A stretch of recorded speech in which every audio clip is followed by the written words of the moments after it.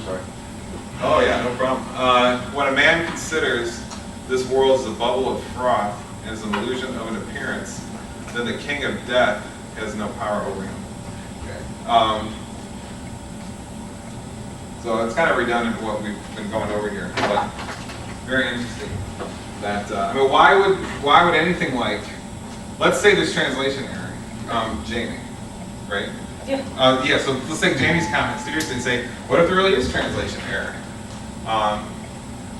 What that anything even remotely close? Why wouldn't the Buddha have chosen cheese or water or blood, or why compare it to froth, bubbles, and effervescence, and fire? It seems that when you look at what Dharmakirti and a lot of the other Indian Buddhists did in developing, with just the tool of Buddhism, developing such an incredible quantum theory, it seems like the Buddha is just doing the same thing. And the reason he's using these words, similar words that the quantum physicists did, is because nirvana has this amazing power. It's a parapsychological sense of some sort. It has a power to let someone have a sense to see quantum reality. It's just totally unknown in Western culture. I mean, you try to find me one scientist or philosopher, well, there's going to be some, but very rare to find Western theorists or philosophers or scientists having any awareness of this. But yet in the East, it's, well, at least at one time, it was as normal as taxes or something. So here's my commentary on that. Next we have verse 170, which is again a reference to the seething, to the seeing of the frothiness of reality. This leads to the conquering of death. Seeing eternal, atomic, eternal meaning presentist, that when something exists, it's timeless. Okay. Atomic vibration leads to the knowledge that there is no body, but there is only conscious atomic activity. So we have some reference here to, remember we talked about idealism, and then presentism right there. Okay? Because the bubble emerges seemingly from nothing. I mean, it doesn't really, but that's just what the appearance kind of looks like. That, you know, make this a situation analogy. It emerges seemingly from nothing, is frozen, and sort of just reflects light and is almost transparent, see-through, and then gone. So it sounds a lot like the art theory of time. So now next we have verse 146. And then this is probably the end for Buddhist physics here, because then we're going to go into other stuff. Oh yeah, this one's great. I love this. How can there be laughter? How can there be pleasure when the whole world is burning? When you are in deep darkness, will you not ask for a lamp? Consider this body, a painted puppet with jointed, we're going to cover this one later, but a painted puppet with jointed limbs, sometimes suffering and covered with ulcers, full of imaginings, never permanent, forever changing. Yeah, filled with imaginings. That's Division 2, dukkha, surfaces and colors.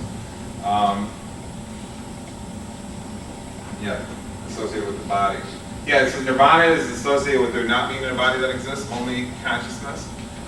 And dukkha, Division 2, is associated with there being a body. You need to protect it, make sure it isn't covered with ulcers, and that it gets enough money and enough, six-pack every night, and enough American Idol and Fox News and stuff. The imaginings.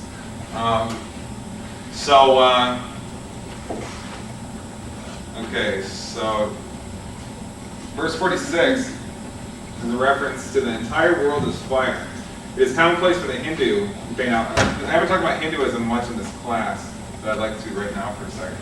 It is commonplace for the Hindu to compare the world, reality, to as being fire. For example, I couldn't find the exact quote, but it goes something just like this. It's in a book called The Disinterested Witness by Veena Gupta, which I recommend if you're interested in Hinduism. Brahman, the disinterested witness, that means, I'll explain what that means later. The world is an eternal fire that burns brighter than the sun. Okay, so now the Buddhists and the Hindus borrow from one another. This passage seems to be a reference to the fact that fire is reality. And here we go. It's made of light. It emanates light. So it is what it emanates, and it is the same all over. You know, if there's a flame here, that's fire, and there's a flame here, it's fire, and it's hard to distinguish the two. And it replaces itself. That's the most amazing thing. This is, I really thought about this a lot through the years. That this is such a good analogy for reality, nirvanic reality. Because you know, if you look at fire closely, you can see it moving around a little bit. But in general, it seems to come in and out of existence. Like you'll see a flame, and it'll sort of pop out of existence, another flame will replace it. That's just the appearance of it. So that sounds a lot like our theory of time. Okay. It appears to be flashing out of existence, or often it does not even appear to be moving, but appears to exhibit the staccato motion of the vibrating Buddhist atomic reality. Yeah, so as I think I've talked about Sherbatsky, the European writer who worked in India to write his 2 books called Buddhist Logic, which are some of the best Buddhist writings of all. He called this Buddhist nirvanic reality staccato motion, meaning, you know, staccato is choppy, you know, pulsing. If you've seen any of the films of David Lynch, you know, we've watched some of them in here, but some of his films, all of a sudden there'll be a dwarf running around or something, and you hear all of a sudden, like that. And just coming in, you know, and then all of a sudden you'll see the TV snow, which we, in this class, seen appears to represent Buddhist atomism. So it's a staccato motion, a choppy motion, not a smooth motion. Okay, any questions to this point? Okay, so now really that's it for